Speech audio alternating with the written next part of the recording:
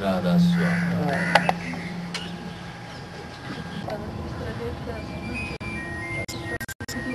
तो लगता है लेट जाओ, लेट जाते हैं तो नहीं लगता। कितनी देर बैठ पाते हैं आप एक आसन में? सबसे पहले तो मैं एक बात कहना चाहूँगा कि गुरु को एक ऐसी चीज बना दिया गया है कि एक ज़्यादा एक सीक्रेट, एक रहस्य बना दिया गया है। मेरे सतगुरु कहा करते थे कि जब तक गुरु का और शिष्य का आमना सामना नहीं होता, बातें नहीं होती, और वो तो कहते थे कि जब तक सिर पे हाथ नहीं रखा जाता तो वो बात नहीं बनती है।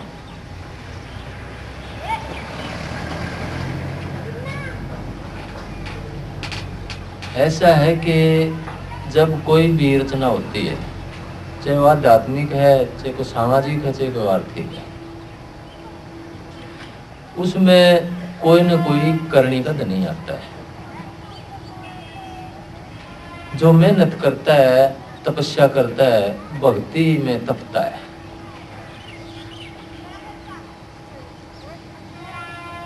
वहां पर एक रचना रची जाती है। वो सब कुछ अपना समर्पित करता है उस काम को जिस काम में लगता है, चाहे आपका व्यापार है, चाहे आपका संसार है, चाहे आपकी भक्ति है।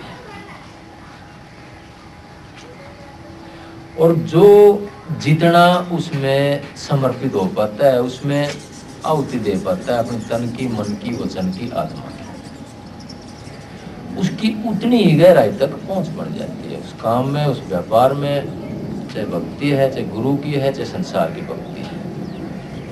भक्ति केवल गुरु की नहीं होती है, भक्ति संसार की भी होती है। संसार में कोई कोई किसी विचार को लेकर के तपने लग जाता है और 24 घंटे उस विचार के साथ जुड़ा रहता है।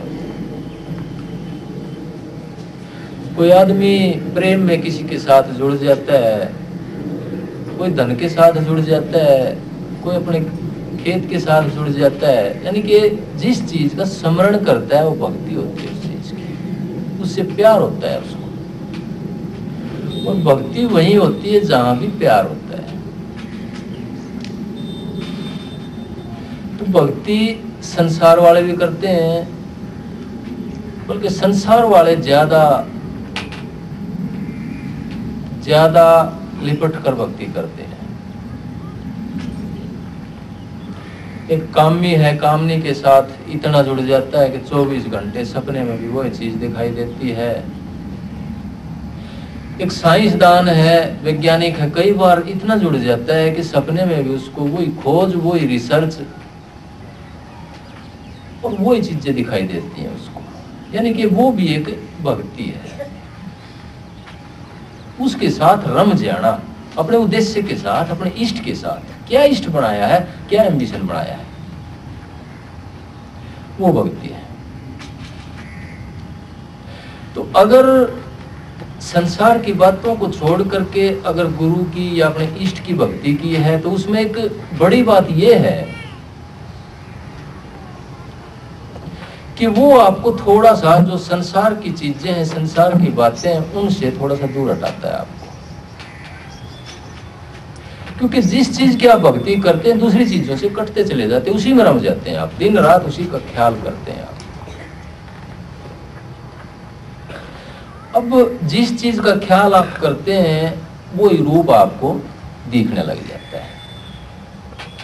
और कुदरती एक बात होती है कि जो आदमी अध्यात्म राम का नाम लेता है, गुरु की भक्ति करता है, नाम स्मरण करता है, तो उसको सपने में, ख्याल में, जैसे बहन जी ने बताया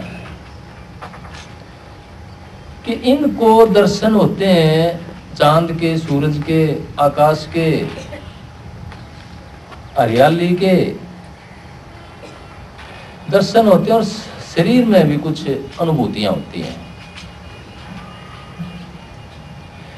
इन भाई ने बताया कि मैं ध्यान में नहीं बैठ पाता, ध्यान में बैठने की इच्छा है लेकिन ध्यान में नहीं बैठ पाती। अब ध्यान में नहीं बैठ पाना, जैसे मैंने बताया कि ध्यान जिस तरफ होगा वही मन लगेगा आपका। कितना ही सोचते रहिए आप, कितना ही सोचते रहिए। दूसरा यह है कि कई बार शरीर में कोई कमी हो जाती है और शरीर में भड़क होने लग जाती है, दर्द होने लग जाता है, तो शरीर की कमी भी हो सकती है उसमें। तो इसलिए भक्ति करने के लिए सबसे पहले आपका शरीर अगर ठीक नहीं है तो आप भक्ति नहीं जा पाएंगे, आप ध्यान नहीं कर पाएंगे।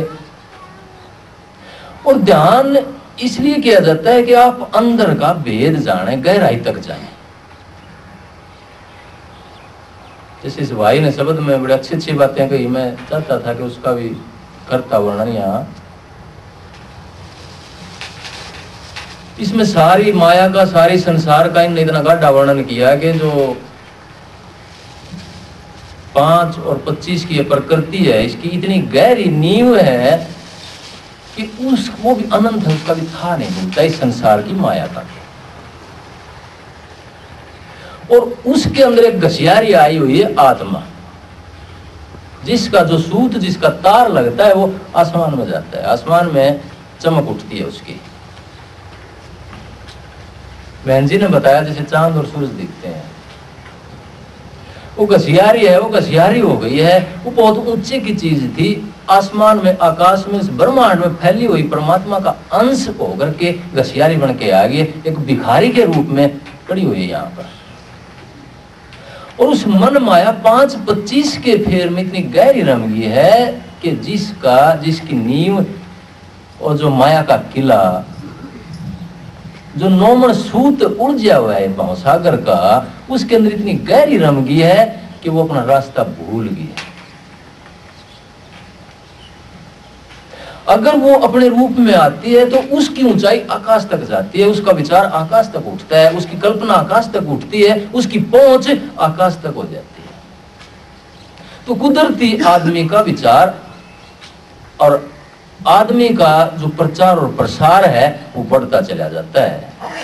कि जितने ऊंचे सपने लेते हैं, वाकई उस सपनों के ऊपर काम करते हो, आप विचार पे काम करते हो, तो आपका फैलते चले जाते हैं। आप प्रबंध भी करते हैं उसको पूरा करने का, जो सपना उठता है आपका, अगर सच्चे तौर पर सपना उठता है तो। इस भाई की समस्या थी कि ये ध्यान में नहीं बैठ पाता है। इसके लिए आपको अपने शरीर का, और सबसे पहली बात है कि संकल्प मजबूत करना पड़ेगा। अगर शरीर में दर्द होता है तो शरीर में कोई कमी है, अगर बैठा ही नहीं जाता तो शरीर का अपना कुछ एक्सरसाइज करे, नंबर 1 बात, या कोई बीमारी है तो डॉक्टर को दिखाए, नंबर 2 बात। नंबर 3 बात, अपने अंदर थोड़ी बहुत ये प्राणायाम बताते हैं, जैसे ऑक्सीजन भरते हैं। क्योंकि शरीर में दर्द जब होता है जब ऑक्सीजन की फ्यूल है, ऑक्सीजन आवाजों में लेते हैं ना सांस में, जैसे गाड़ी में पेट्रोल डालते हैं ना, तो पेट्रोल है ये ऑक्सीजन हवा हमारे लिए। तो शरीर को अगर सेट नहीं होगा आपका तो आप बैठ नहीं पाएंगे। लेकिन फिर भी मैं कहता हूं, अगर आपकी लौ लग गई है अपने इष्ट में तो सब कुछ अपने आप गायब हो जाती है। दरादर ये जो शरीर की समस्याएं है ना, जब लौ लगती है ना सतगुरु में, अपने प्रीत में, किसी भी चीज में लौ लगती है तो गायब हो जाती है, दिखाई नहीं देती है चीजें, क्योंकि आदमी इतना उसमें नतमस्तक हो जाता है, इतना रम जाता है उसमें। तो मन पंछी तब लग उड़े, विषय वासना माही, प्रेम बाज की झपट में जब लग आया नाही। कि मन और शरीर तब तक चंचल हैं, चलायमान हैं, जब तक वो अपने इष्ट देव के, अपने सदगुरु के प्यार रूपी बाज की झपट में नहीं आया। और जब प्यार रूपी बाज की झपट में आ जाता है तो इतना रम जाता है उसमें, फिर वो जो सूरज की जो तार है, वो जो आकाश में जाकर के चमत्कारी मारता है, सूरज और चांद के रूप में जो दिखाई देता है, और कुछ नहीं है, ये हमारी आत्मा सूरज और चांद का, ये सारे उसके अंदर समाये हुए हैं आत्मा के अंदर।